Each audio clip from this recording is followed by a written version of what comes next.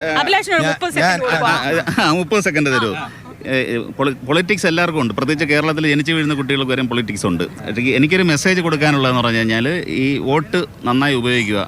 നമ്മൾ ഉപയോഗിച്ചില്ലെങ്കിൽ എന്ന് വെച്ചാൽ നമ്മൾ ഇഷ്ടപ്പെടാത്ത ഒരു രാഷ്ട്രീയം നമ്മുടെ ജീവിതത്തിലേക്ക് കടന്നു കയറും.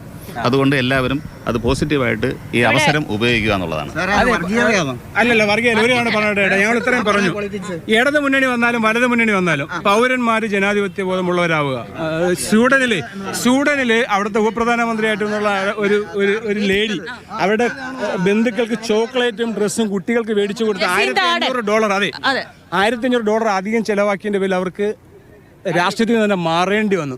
അത് അവിടെ പൗരബോധമുള്ള ജനത ഉള്ളതുകൊണ്ട്. അതുകൊണ്ട് ഇടതാവട്ടെ വലതാവട്ടെ, നമ്മൾ പൗരന്മാർ ബോധമുണ്ടെങ്കിൽ നമ്മൾ അവർ ഭയപ്പെടും.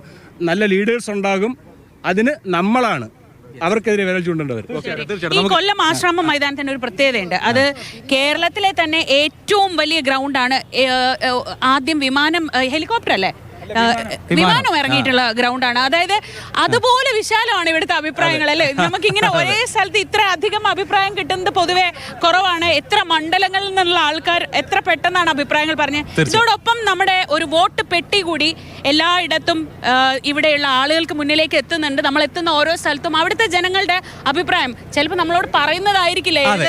അതൊരു ജസ്റ്റ് നമ്മളൊരു സ്പെസിമെൻ എടുക്കാണ്. മാതൃഭൂമി ന്യൂസിന്റെ സർവേ വരുന്നുണ്ട്, കോർ മാതൃഭൂമി ന്യൂസിൽ ചേർന്നുള്ള സർവേ. അത് 31-ാം തീയതി മുതൽ വരും. ഇത് ഞങ്ങൾ ഓരോ നാട്ടിലെയും പൾസ് അറിയാണ്. ഇതാ ഇപ്പോൾ കൊല്ലം ആശ്രമം മൈതാനത്താണ്. ഇനി ഞങ്ങൾ കൊല്ലം ജില്ലയിലെ ഓരോ മണ്ഡലങ്ങളിലേക്ക് പോവാണ്. അപ്പോൾ വീണ്ടും കാണാം.